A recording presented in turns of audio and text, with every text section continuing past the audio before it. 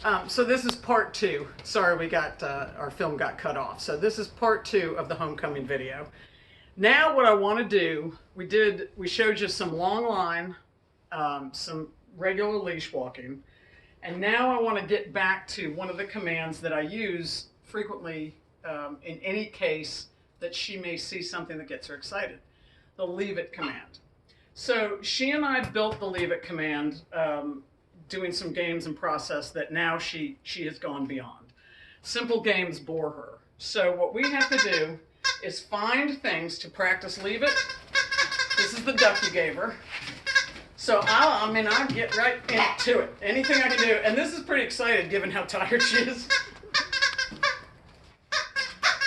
So I deliberately get her excited and then I go, leave it. Now, leave it. I don't move. I don't move. I hold it. Leave it. Misty. Yes. Good girl. Good girl. So I don't pull it away from her. Now, she sees Charlotte. Leave it.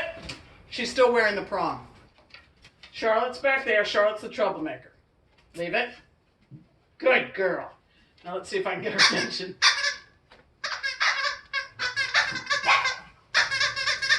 Now when I put it down, I want her to leave it and not touch it. Leave it.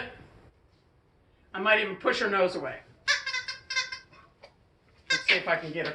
Misty, come here. Good girl. So we make it a game. Misty, leave it. I hold it, but I don't pull. Leave it. Misty, leave it. Good girl. Until she releases it. Now other times, I'm going to put it down. Leave it. Push her nose away. Leave it. Good girl. So the reason I push her nose away is to tell her to give it space. In the world of a dog, distance is respect. So I'm saying respect it. Now, in some cases, leave it. In some cases, I might actually have to get there and back her up, walk her into it and back her up. Leave it. Get in front of her and back her up. So you find things that you can play games.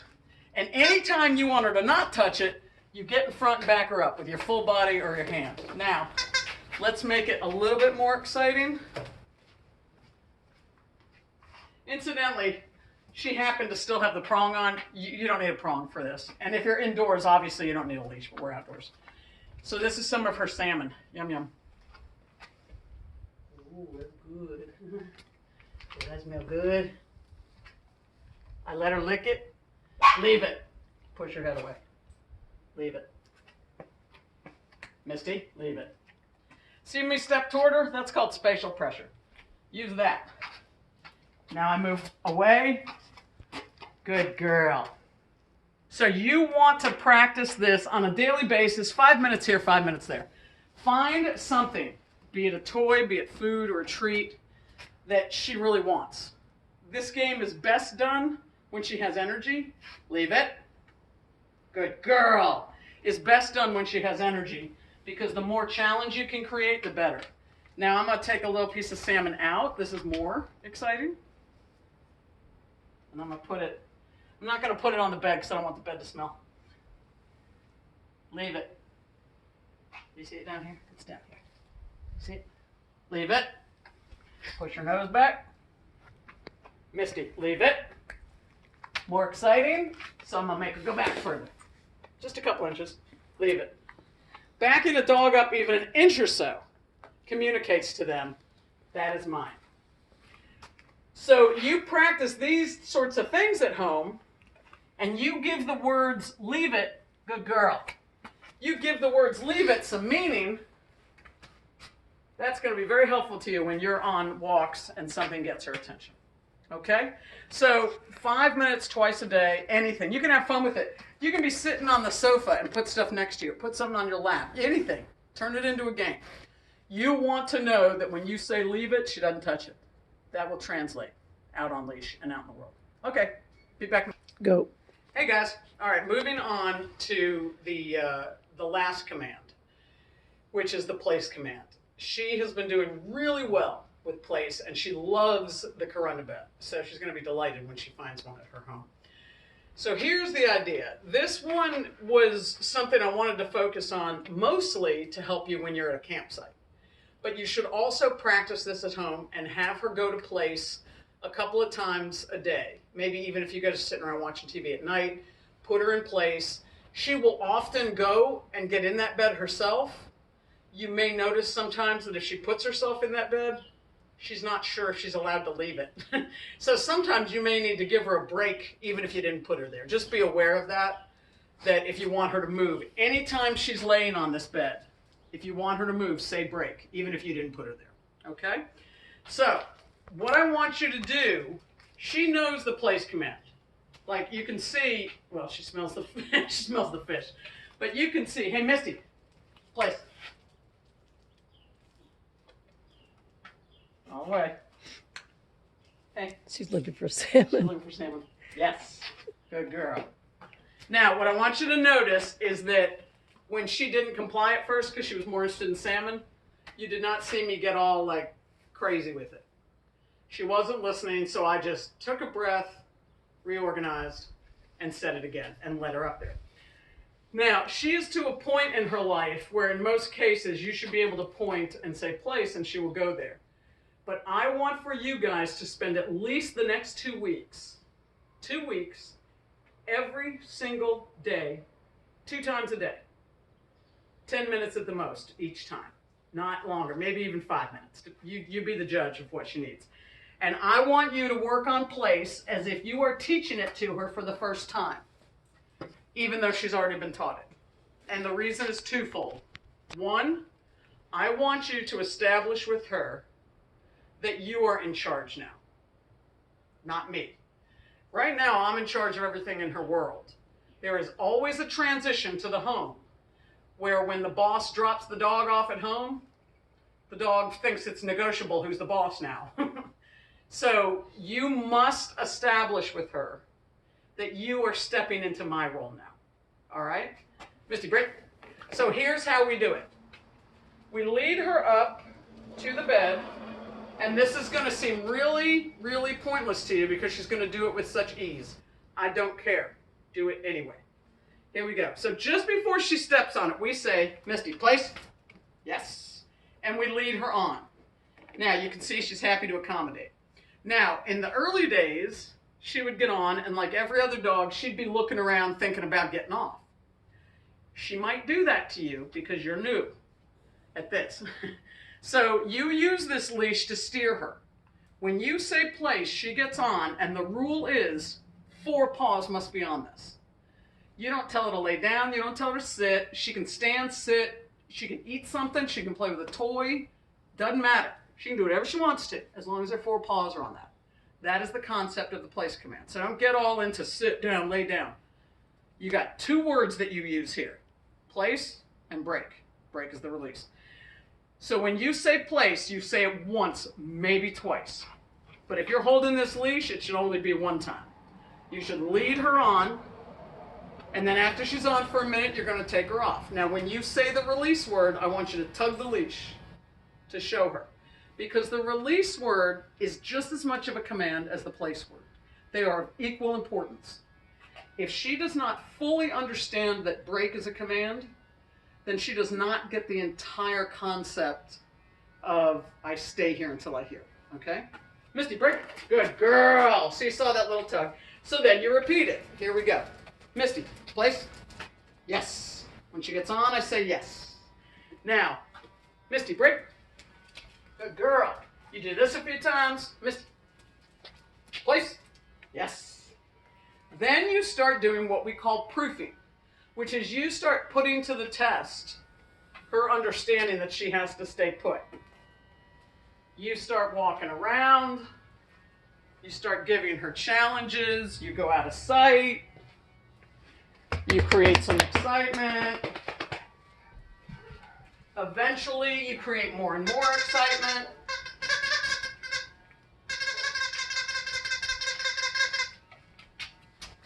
Now, if she starts to get off early, which she might do, let me get some salmon here. This is proofing. If she were to start getting off early, I do not say the word again, and I do not punish her. I just place her back where she belongs. So this is not your typical first day proofing. She knows what it means. Now, I'm going to take out a little bit of the salmon.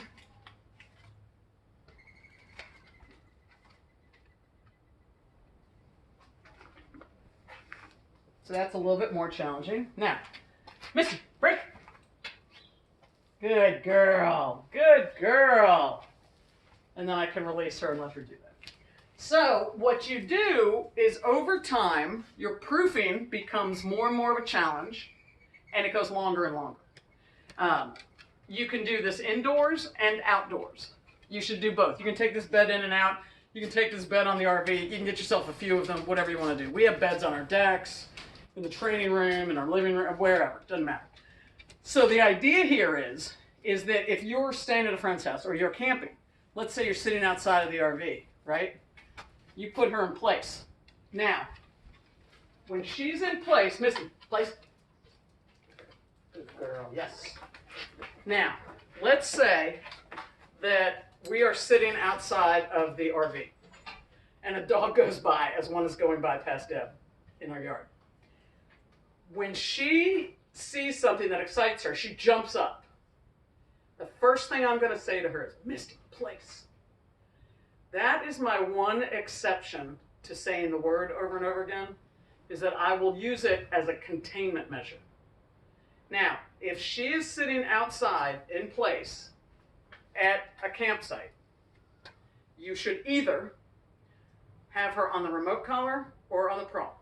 Right now she's on neither, but the reason is that you are sitting, let's say, Deb, you're going to pan over here. I am going to tether her, right? So she's sitting around, camping out. Dogs are in the campground. So you see how I've got her tethered. I will tether her so that I know beyond a doubt if she pops up, she can't get to the dog. So you measure your tether accordingly. You want to know that she is tethered at a length back behind her so that if she tries to go for something. So let's switch this actually. She's tethered over here. So out here in the trees, that's the world passing us by, right? So if she jumps off, the first thing you know is she can't get to anything. That's important. But the minute she looks at something, I would say, leave it, which is our first early intervention. Leave it. And then I would say, Misty, place, which reminds her, you stay right there. If she gets off of place, you grab the line and you put her back on. Now, when I am saying leave it, and I'm saying Misty, place, I am giving her the signal. If she's on a prong, I'm giving her the signal. So either which way. The idea here is that this adds a huge additional layer of control for you and self-control for her. So the place command, more so than if she's laying at your feet and you tell her leave it, the place command becomes a job for her. She understands it. She actually really likes it. Sometimes when we're out here and I go, place, she leaps onto it. She enjoys that whole exercise. So it becomes additional help for you. So what I envision is you're sitting out here. You see the picnic table here? So you're sitting out here. Here we are at the campsite. The world is going by over here in the trees. And you see somebody coming and you take one look at her. You have the remote in your hand or you're holding the leash with a prong. Remember, if she has the prong on, you have to be holding the leash. So if she's tethered to a long line, she's on the remote, and you see something coming, the minute she looks, you say, leave it, and you give her the signal. And then you say, place.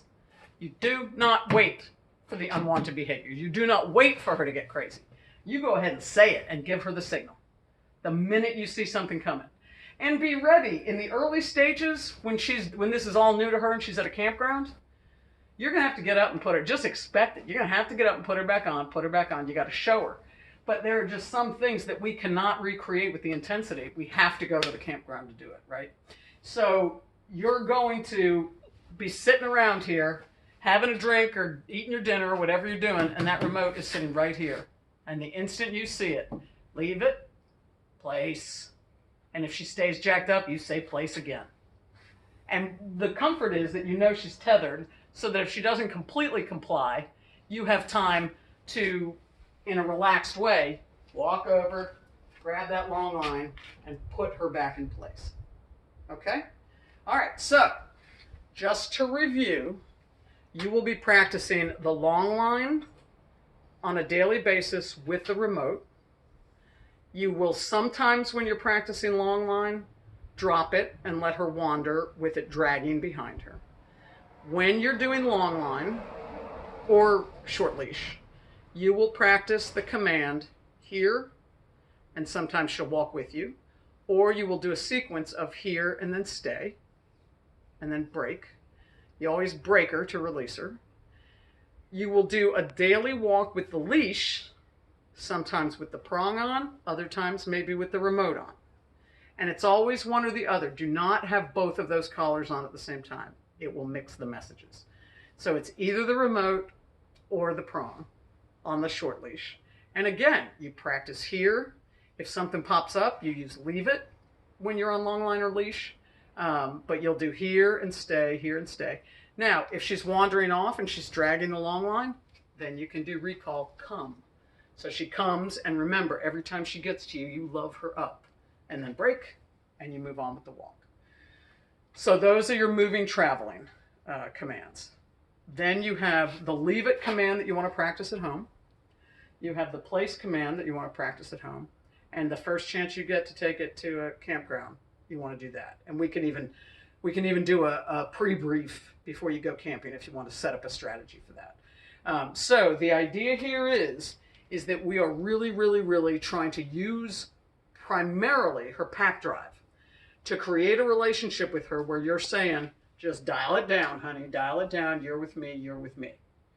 If we want to talk down the road about more extensive obedience where you can impose more control on her every movement, we can visit that. It's a lot of work for the humans. She will excel at most of it, I'm sure, at some point, but it would be a little bit of a struggle because a lot of that obedience may push her limits with her pack drive. So, but we can talk about it. Now, lastly, you'll see in the written stuff that I give you that what I said was 2 weeks is a solid amount of time for Misty to understand the concepts, to build a foundation.